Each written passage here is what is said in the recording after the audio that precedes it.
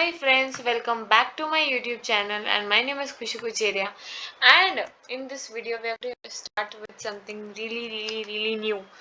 Not new, sorry. We are going to continue our allotment of shares procedure. ठीक है, पहले वाले part में हमने कवर किया था कुछ ये allotment of shares. Now we are going to cover this. Now this part I'm shooting in a new form. Actually आपको ये बताने के लिए कि हाँ मैं बुक से ही पढ़ाती हूँ शायद इसीलिए, या फिर ये बताने के लिए कि मेरे पास पीडीएफ नहीं सॉरी ये बताने के लिए कि कुछ बताने के लिए नहीं यार, I just wanted to try this step also. ठीक है, ये भी ट्राई करेंगे एंड फिर हम बढ़ेंगे. कल से फिर से देखूंगी फिर कौन सा मेथड अच्छा लगता है, ये क्या वो. आप भी कमेंट कर सकते हैं कि आपको कौन सा मेथड पसंद है. ठीक है, अभी प्रोविजंस और कंडीशंस पहले हमने कल के वीडियो में जान दिया है अलॉटमेंट क्या होता है. ठीक है, आज हम जानने वाले provisions and conditions for allotment of shares. कौन से प्रोविजंस और कंडीशंस आपको चाहिए होते हैं अगर आपको शेयर करना होता है अलॉट. ठीक है, every company issuing shares has to comply with the provisions of the Companies Act. Companies Act के provisions तो आपको follow करने ही है 2013 वाले Companies Act के. ठीक है, a public company has to also follow the company's prospectus and allotment of securities rule 2014 and SEBI issue of capital and disclosure requirements. ये सारे acts के जो rules है ये भी कंपनी को करने पड़ते हैं क्या, follow. Now this part, okay, this part, what this part says. Company usually अगर अलॉट करती है तो ये दो कंडीशंस का ध्यान रखना कंपनी को बहुत बहुत बहुत ज़्यादा ज़रूरी है. कौन से दो कंडीशंस दोस्तों? कंडीशंस है स्टैट्यूटरी प्रोविजंस है, मतलब प्रोविजंस और कंडीशन सेम चीज़ है. तो बोलेंगे मैडम कंडीशंस कर रही, लिखा हुआ प्रोविजंस है उधर, ऐसा नहीं, इधर पढ़ो, इधर प्रोविजंस और कंडीशंस. ठीक है, तो स्टैट्यूटरी प्रोविजंस है और कुछ जनरल प्रिंसिपल्स है. What is the meaning of statutory? Statutory is something that is very much related to laws. Legal term है स्टैट्यूटरी. तो कौन से लीगल प्रोविजंस आपको फॉलो करने पड़ेंगे, या फिर मैं बोलूं कौन से जनरल प्रिंसिपल्स है. लीगल मतलब एकदम ही लीगल जो एक्ट में लिखे हुए हैं. ठीक है, और जनरल मतलब जनरली आपको ये फॉलो करना पड़ता है. ओके, तो आ जाओ पहले स्टैट्यूटरी कंप्लीट करते. व्हाट इज स्टैट्यूटरी प्रोविजंस, कौन से? सबसे पहले स्टैट्यूटरी प्रोविजंस ऐसे लॉज जो लिखे हुए कंपनीज एक्ट 2013 में. Now registration of prospectus. What is prospectus? Prospectus is a kind of document in which you kind of advertise your or put your all the information of allotment of shares in securities and issue it to the public. A copy of prospectus must be filed with the registrar of company. ROC, registrar of company, for registration on or before the date of its publication. Publication के date के वक्त या फिर पहले आपको आपका prospectus कराना होगा registered under registrar of companies. ठीक है, this prospectus must be signed होना चाहिए बाय एवरी प्रपोज्ड डायरेक्टर. कौन अलोकेट करता है शेयर्स को? डायरेक्टर्स. तो डायरेक्टर्स के द्वारा साइन होना चाहिए.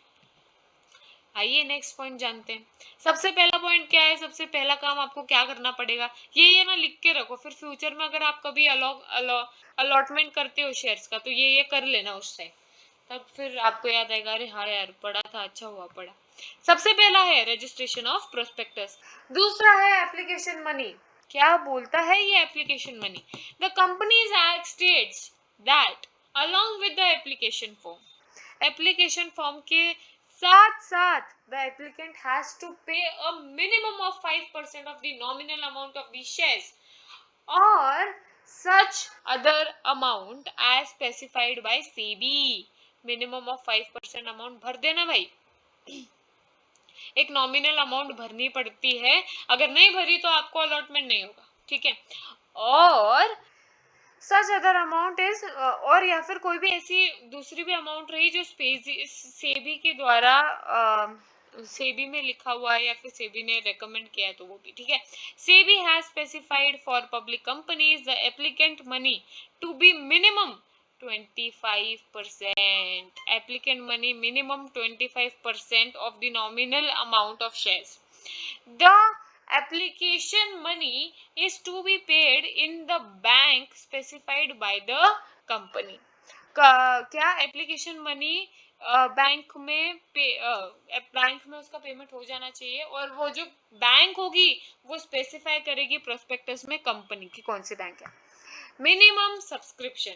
अभी कंपनीज एक्ट के द्वारा ये बोला गया है कि अगर आपको ये मिनिमम सब्सक्रिप्शन नहीं आया तो आप अपने शेयर्स को अलॉक इशू नहीं कर सकते. पढ़ते हैं चलिए. यूजुअली 90% अगर नहीं आया तो होता है बट एक बार पढ़ लेते हैं. Minimum subscription is the minimum amount of shares that must be taken or brought by the subscribers. इतने तो सब्सक्राइब होने ही चाहिए. इतने सब्सक्राइब नहीं हुए तो फिर आप ऑब्वियसली बात है आपका जो उस टाइम का अलॉटमेंट है वो हट जाएगा. This amount is mentioned in the prospectus. Prospectus में अमाउंट मेंशन होती है. It must be collected with in 30 days from its issue of prospectus. Prospectus के इश्यू होने के 30 डेज तक आपको ये अमाउंट आनी चाहिए. SEBI has stated minimum subscription should be 90% of the issue. Usually, when a company does not collect minimum subscription, it means its issue has been undersubscribed. अगर 90% लोगों ने सब्सक्राइब नहीं किया तो वो हो जाएगा अंडर सब्सक्राइब्ड. आपकी कंपनी के शेयर्स हो जाएंगे क्या? Under subscribed. और the number of shares applied for is less than the shares offered by the company. What is it saying? For example, क्या बोलता है? The number of shares applied for is less than the shares offered by the company. For example, for an instance, लेते हैं 100 shares एक company ने किए हैं issue. अभी 100 आने ही चाहिए. 100 आने ही चाहिए. ठीक है. अब 100 आने नहीं चाहिए, सॉरी 90% बोला है. 90 आने चाहिए. क्या रे तुम बच्चों, क्या मतलब कंफ्यूज कर दिया मैं. जाने दो. आने चाहिए. होती है, इंसान को गलती होती है यार. ठीक है. अभी फॉर एग्जांपल 100 शेयर्स है. ठीक है. अभी 100 शेयर्स में से क्या बोला गया? 90%. भाई सेबी ने बोला है कि 90% मिनिमम सब्सक्राइब होना ही चाहिए सब्सक्रिप्शन. तो अब 100 में से 90 लोग 100 में से 90 लोगों ने अगर सब्सक्राइब नहीं किया तो आपकी कंपनी मानी जाएगी अंडर सब्सक्राइब्ड.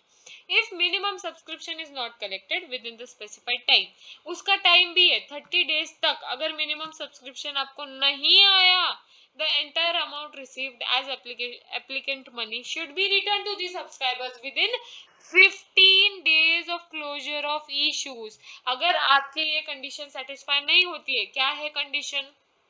मिनिमम 30 डेज में होना चाहिए और मिनिमम 90% का सब्सक्रिप्शन होना चाहिए. इस केस में आपकी कंपनी मानी जाएगी अंडर सब्सक्राइब.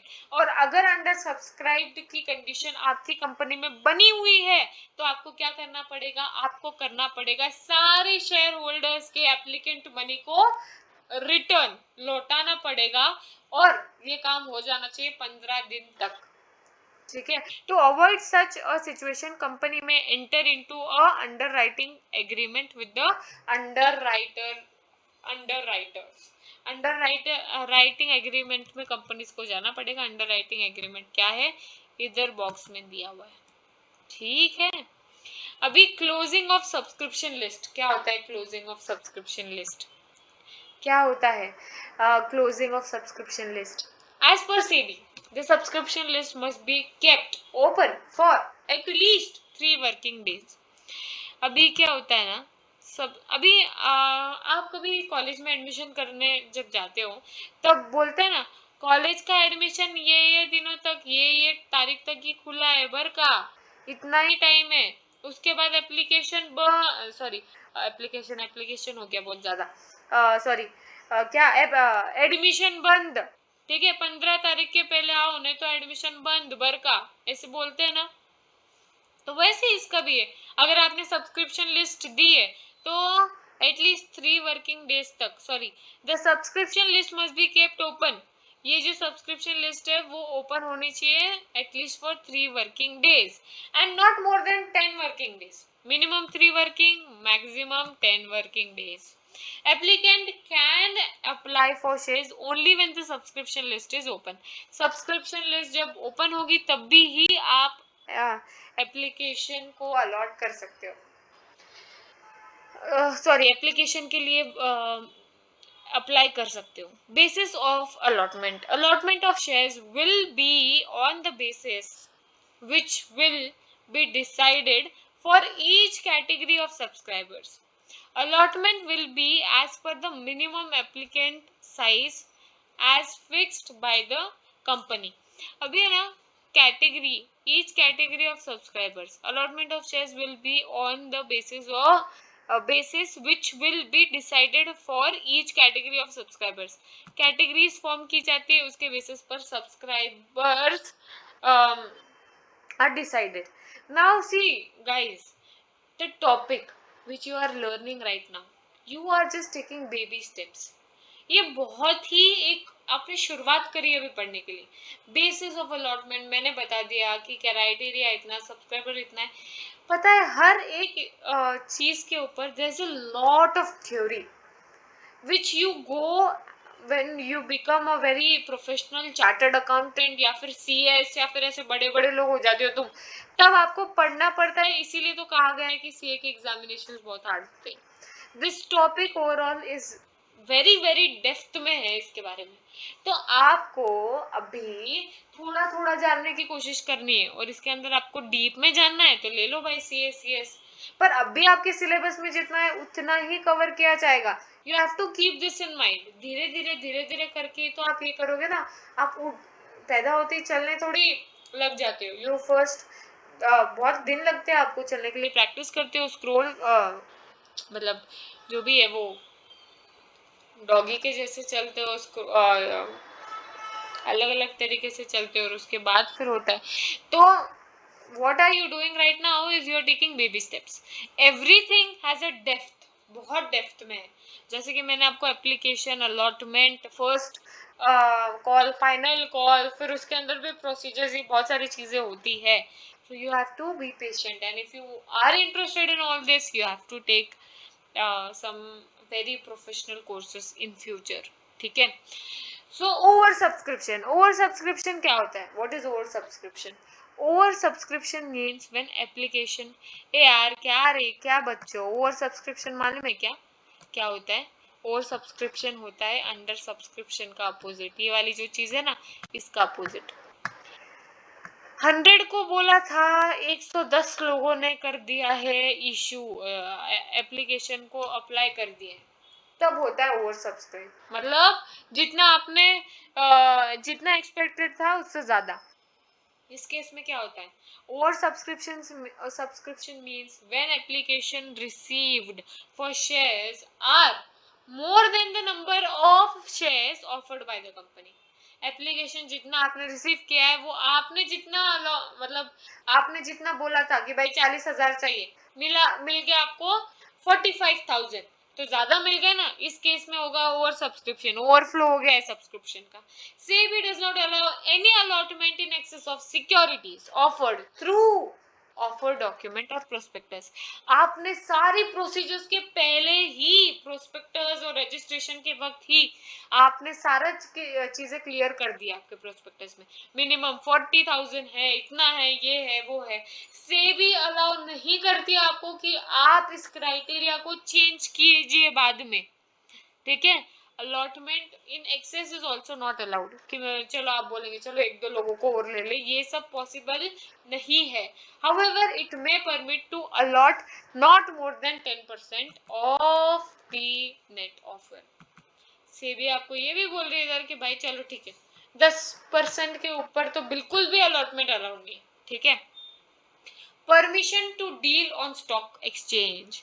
अगर आपको ट्रेडिंग करना है, आपकी कंपनी को लिस्टेड बनाना है, आईपीओ इशू करने हैं, फिर शेयर होल्डर्स बनाने हैं, कंपनी का बहुत बड़ा एक आपको मतलब क्या बोलते वैल्यू बनानी है, तो आपको एक परमिशन चाहिए। किससे परमिशन चाहिए? स्टॉक एक्सचेंज वालों से। Every company before making a public offer shall apply to one or more recognized stock exchange. एक या फिर एक से ज्यादा रिकॉग्नाइज स्टॉक एक्सचेंज पर आपको परमिशन सीक करनी पड़ती है for listing its shares with them. The prospectus shall mention the name of the stock exchange. आपके प्रोस्पेक्टस में मेंशन करो कि भाई इसी स्टॉक एक्सचेंज पर हम अवेलेबल है। कल को अगर मैं एक लेट्स से एकेडमी खोलूं, एकेडमी में सारी डिटेल्स दे दूं, भाई मेरी इतनी अच्छी एकेडमी, ये सब्जेक्ट है, ये फीस है, सब मैंने बता दिया, एड्रेस ही नहीं बताया, एड्रेस ही नहीं बताया, क्या कहाओगे आप मेरे एकेडमी में एडमिशन कैसे लोगे? एडमिशन के लिए आना तो पड़ेगा। अभी सब ई हो गया है, ई इलेक्ट्रॉनिक हो गया है, बट डेफिनेटली आपको एडमिशन के लिए आना तो पड़ेगा ना। So I need to give some address to you. In the same way prospectus में होना चाहिए कि ये स्टॉक एक्सचेंज पर हम अवेलेबल होते हैं। For those who don't know what is stock exchange, नाम सुना होगा, angel broking limited, money control, etc etc, all of these are what stock exchange के examples हैं। The fact that an applicant for permission to list in that stock exchange has been made by the company, ठीक है, what is listing? Getting the name of a company included in official list of securities that can be traded on a stock exchange.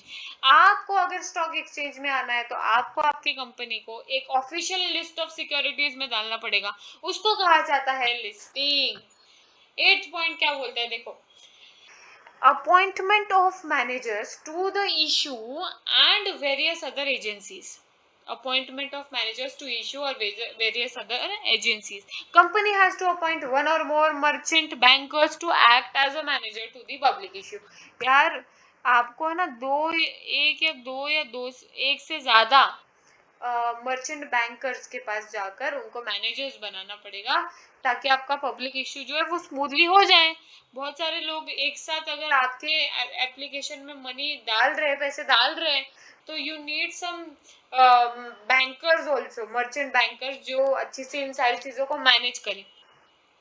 It also has to appoint registrar to the issue, collecting bankers, underwriters to the issue, and broker to issue self-certified syndicate banks, advertising agents, etc. अभी है ना, चलो जल्दी से एक example लेते हैं। For example हो गया, आपको घर बेचना है, घर बेचने के लिए लीगल डॉक्यूमेंट्स के लिए अलग इंसान के पास जाना पड़ता है, आपको ब्रोकर्स अपॉइंट करने पड़ते हैं, आपको बैंक के पास जाना पड़ता है for in case you have loan, आपको बहुत सारे लोगों से कनेक्ट करना पड़ता है टू एक्चुअली परचेस या सेल योर हाउस, ठीक है।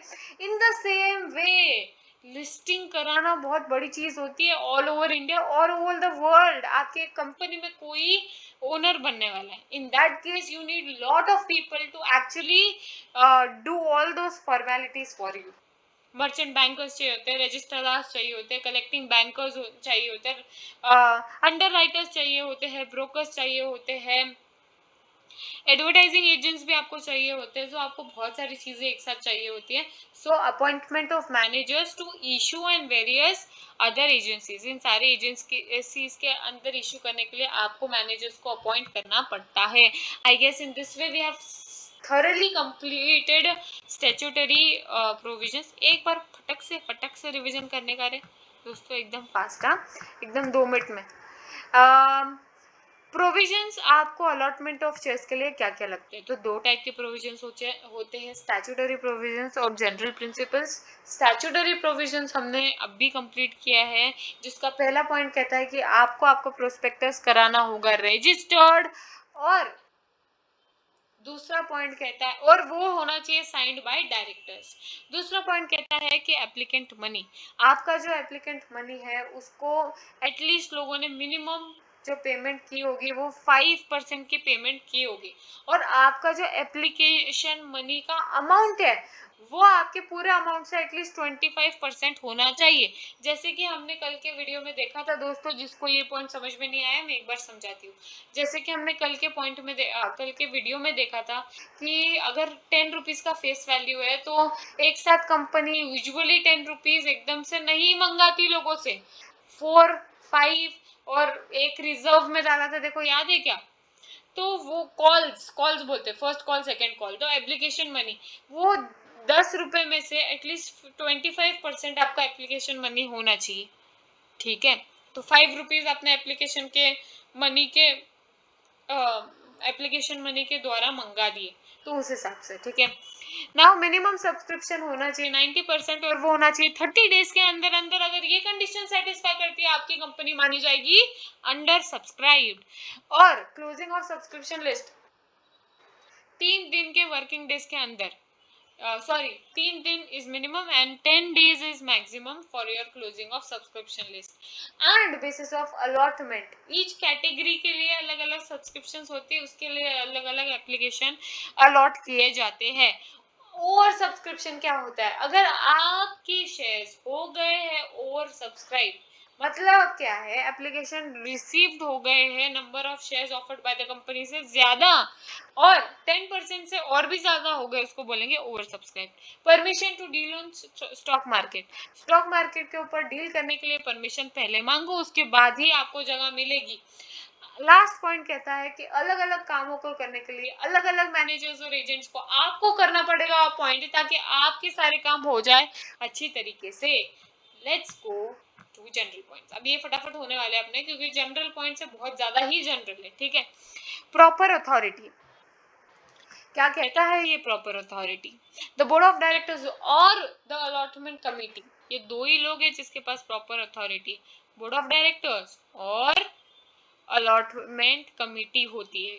Set up by the board has the authority to allot shares, सबसे पहला राइट होता है बोर्ड ऑफ डायरेक्टर्स, और बोर्ड ऑफ डायरेक्टर्स अगर बहुत ज्यादा ही बिजी है तो वही करते हैं अलॉटमेंट कमिटी को ऑथोराइज, मतलब वही डिसाइड करते हैं, वही सेटअप करते हैं अलॉटमेंट कमिटी को। तो ये दो लोग ही ये अथॉरिटी और ये सारी अलॉटमेंट और ये सारी प्रोसीजर्स को कंप्लीट करते हैं। Allotment must be against application only, application के अगेंस्ट ही आपका अलॉटमेंट होना चाहिए। क्या कहता है ये point? A company can allot shares only if it has received a written application for shares from the applicant. Allotment must be against application only. हाँ, ये वाला पॉइंट बहुत इंपॉर्टेंट है, समझो इस पॉइंट्स को। क्या बोलता है? फॉर एग्जाम्पल 5 लोगों, मैं एकदम छोटा एग्जाम्पल लेती हूँ ताकि आप लोगों को समझ में आए कि मैं क्या बोल रही हूँ, ठीक है? फॉर एग्जाम्पल कंपनी करती है, सिर्फ 5 लोगों को परमिशन देती है कि सिर्फ 5 ही एप्लीकेशन हमको चाहिए। तो क्या किया? A B C D E, sorry A B C D E, right, E, हाँ। तो ये 5 लोग ए बी सी डी ई, ये 5 लोगों ने क्या किया? ये 5 लोगों ने भर दिए एप्लीकेशन के पैसे। अब कंपनी को क्या परमिशन है दोस्तों? कंपनी को सिर्फ इतनी ही परमिशन है कि जितने लोगों ने एप्लीकेशन के लिए अमाउंट पे की है उतने ही लोगों को आप एप्लीकेशन दे सकते हो, अलॉट कर सकते हो। अगर कोई जेड आता है और बोलता है कि यार मेरे को भी चाहिए, तो नहीं दे सकती यार कंपनी। जिन लोगों ने अलॉटमेंट के पैसे, सॉरी, एप्लीकेशन के लिए पैसे दिए हैं, जिन लोगों ने सब्सक्राइब किया है, उन लोगों को ही आप दे सकते हो अलॉटमेंट, ठीक है? वो ऐसा नहीं बोल सकती यार मेरी मम्मी बैठी है वो बहुत रिक्वेस्ट करी मेरी कंपनी में कर सकता हूँ, नहीं। Your mummy has to subscribe first और फिर उस अलॉटमेंट के लिस्ट में आनी चाहिए आपकी मम्मी, उसके बाद ही वो सब हो सकता है। Reasonable time as per the act, allotment shall be done within 30 days of receipt of applicant money. Very simple point, एकदम 2 मिनट में समझ में आ गया मैगी के जैसे। देखो क्या बोलता है पॉइंट, रीजनेबल टाइम। आपके आपने देखो हो गया भाई, एप्लीकेशन के लिए मैंने कर दिया था इशू, बाप रे मेरे को 1 साल हो गया मैंने कर दिया, ये नहीं चलेगा। आपने एप्लीकेशन के लिए कर दिया, लोगों ने सब्सक्राइब कर दिया, सब्सक्राइब करने के बाद अब आपके पास 60 डेज है, 60 डेज के अंदर अंदर जिन लोगों ने आपको पैसे दिए हैं उन लोगों को फटाफट आपको करना पड़ेगा अलॉट वो shares. Allotment can be made from the 5th day from date of issue of prospectus। 5th prospectus के इश्यू होने के 5वें दिन के बाद आप अलॉटमेंट कर सकते हो। Absolute and unconditional allotment, absolute and unconditional allotment क्या बोलता है ये point, shares should be allotted on the same terms as stated in the prospectus and application form। वो जो टर्म्स है, वो जो कंडीशन है जो आपने लिखे हैं प्रोस्पेक्टस और एप्लीकेशन फॉर्म में, उसके हिसाब से आपके शेयर्स होने चाहिए allot. No change in the terms of allotment और new conditions can be added at the time of allotment. Communication, company has to inform the applicant that shares have been allotted to him by sending a letter of allotment or allotment advice। एक communication होना चाहिए by sending letters of allotment और allotment के advice के letters आप भेज के एक एप्लीकेंट को आपके एक कंफर्मेशन दे सकते हो कि आप अलॉट हुए हो। So you should have a very good communication between that applicant and you. This letter gives details of numbers of shares allotted, amount of allotment money to be made, etc। ये सारी details देता है वो letter, ठीक है। इतने इतने number of shares थे, इतने इतने पेमेंट हुई है, इतने इतने अलॉट हो गए, ये सारी चीजें। Allotment should not be in contravention, मतलब violation of any other law. कुछ भी इलीगल करके मत करो रे ऐसे काम। किसी माइनर को आप शेयर नहीं अलॉट कर सकते। No minor is allowed to in stock exchange, मतलब अगर आपको अलॉटमेंट एप्लीकेशन मनी वगैरह करना है, किसी माइनर को आप अपॉइंट नहीं कर सकते। So the last paragraph says if a company allots shares after fulfilling all the above mentioned requirements or provisions, such an allotment is called as regular allotment। अगर ये सारे statutory as well as general provisions conditions principles को अगर follow करती है आपके allotment के procedure, तो उसको बोला जाएगा रेगुलर अलॉटमेंट। और अगर नहीं करती, नॉट सेटिस्फाइड, तो होगा इरेगुलर अलॉटमेंट और इसको इनवैलिड भी कहा जाएगा, ठीक है।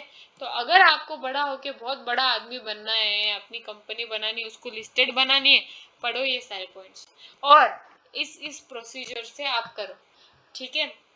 अभी मैं चाहती हूँ कि आप घर पे ले लो एक छोटा सा ब्रेक, ब्रेक के बाद आप आ जाएंगे नए हमारे नेक्स्ट वीडियो में जो समझाएगा procedure for allotment of shares, which is also a very very very very interesting concept, ठीक है। अगर आप चाहते हैं कि मैं मेरे वीडियोस को पीपीटी फॉर्मेट में बनाऊं, कमेंट्स कर दो यार, किस चीज के लिए वेट कर रहे हैं। अगर आपको ये दोनों भी concept statutory as well as general बहुत अच्छी से बखूबी अच्छी से समझ में आए हो, तो यार दिल से एक बार लाइक बटन दबा देना कि यार सही में समझ में आ गया है मुझे, और सब्सक्राइब भी कर देना ताकि आपको नए नए वीडियोस के अपडेट्स मिलती जाए।